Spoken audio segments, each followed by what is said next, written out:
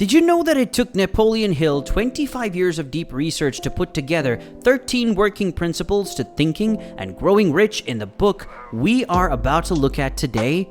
He studied the lives of 500 millionaires in America and was able to find common grounds between these super rich people that led to their success. Hi everybody, welcome to Mountain Knowledge. Today we are going to go through some of these principles from the book Think and Grow Rich by Napoleon Hill that I think are most vital.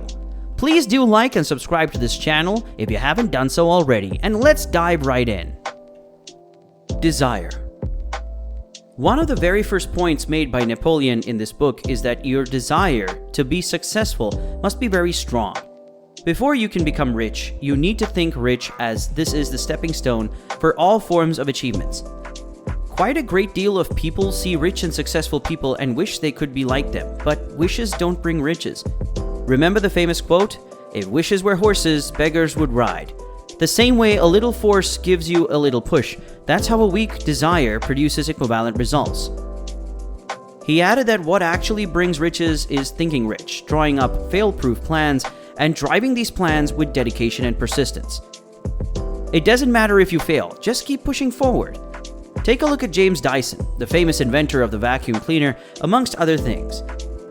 It took him approximately 5,126 vacuum design attempts to get a properly functional vacuum. Despite all the failed attempts, he kept on going till he finally got to that one design that worked perfectly. To achieve greatness and get to the top, a strong desire is vital. According to Napoleon, there are 6 practical methods to transforming your desire into reality. Number 1. You have to steady your mind on the exact amount of money you desire. This is because it is not enough to say, "I want a ton of money." You must be specific as to the amount you desire. Number 2. You have to figure out exactly what you plan to give in exchange for the amount of money you want. Number 3. You have to have a particular date in mind when you think you want to acquire this desired amount of money. Number 4. Develop a solid plan to put this desire into motion, whether you are ready to do it or not. And this should be done immediately as you come up with a plan. Number 5. Make sure to clearly write out a straightforward declaration of the amount of money you plan to obtain.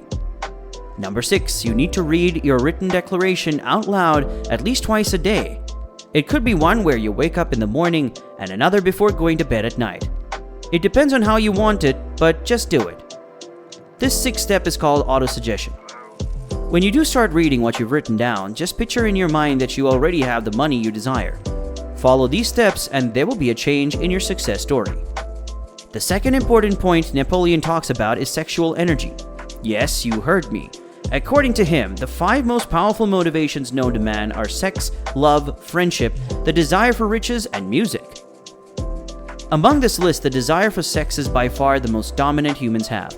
This desire is so powerful that it actually brought about the Trojan War. So it's not to be taken for granted. Have you ever been to a farm where they have some castrated cows or goats? They are totally different from the rest. Although they kinda grow bigger in size, but the manly pride in them is no longer there. They don't have any sexual rush or the urge to mate, hence they practically don't even fight for anything. They don't have the drive to fight for dominance. This is exactly what happens with humans too when sexual drive is removed from them. If you've seen the movie The Wolf of Wall Street by Leonardo DiCaprio, then you'll have a better idea of what I'm talking about. You'll find in history that practically all men who have attained the highest level of accomplishments have had highly seasoned sexual personalities. The amazing transition of sexual energy to aptitude is one of the most intriguing untapped sources of genius.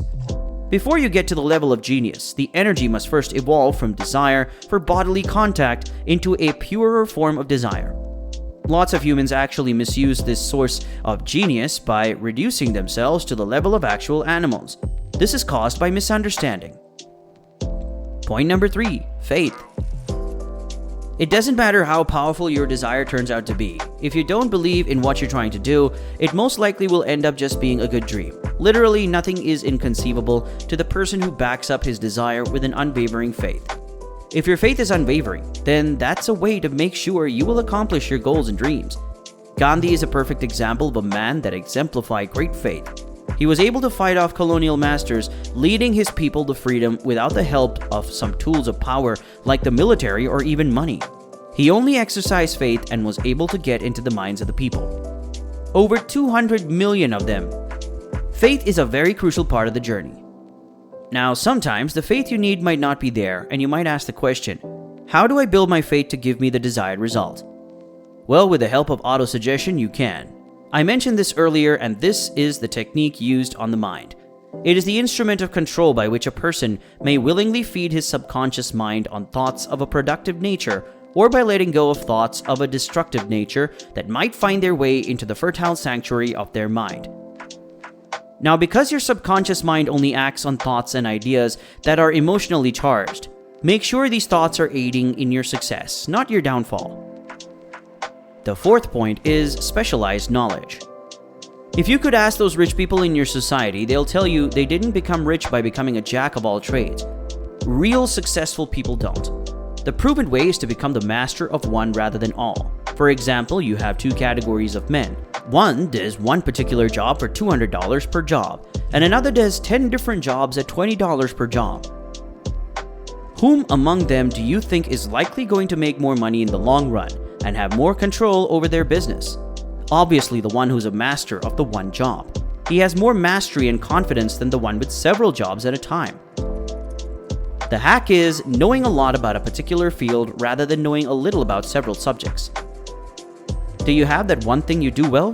Stick to it, master it even more, and then outsource the other jobs to people. This is exactly what rich and successful people do. They know this and it works. Point number 5, imagination.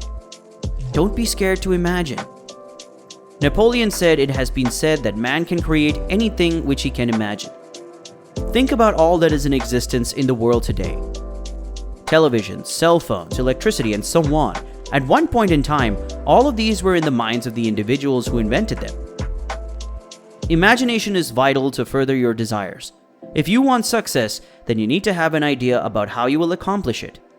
Behind every idea, there is always imagination. Point number 6, fear. So there is a lot of fear out there which you must conquer before you can put Napoleon Hill's philosophy to use.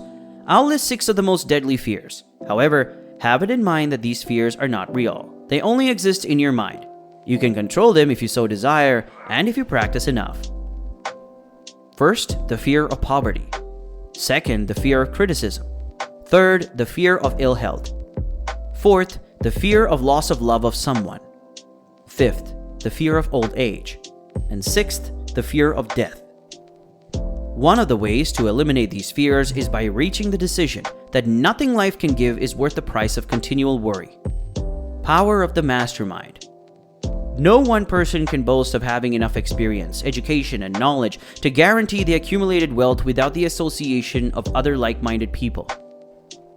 People have various ideas, skills that could never be fulfilled if everyone decided to work on their own. In sharing, these ideas and skills become even more powerful. One key thing to notice about power of the mastermind is that when more people combine the constructive forces of their brains, the result of that union is always greater. If a group of persons with high intellects and skills decide to work together, the outcome of that union will be far more than when they go about it individually. 2 heads are always better than one, and so are 2 pairs of eyes than one. Therefore, to get the best of results, our thoughts must be constructive. We must also sway our subconscious mind with constructive intuitions, such as faith and desire. In no time, you will produce positive results and achieve success. So there you have it, and I hope you liked the video. If you did, then please like this video and subscribe. Send us your feedback in the comments below, and I'll see you in the next one. Goodbye.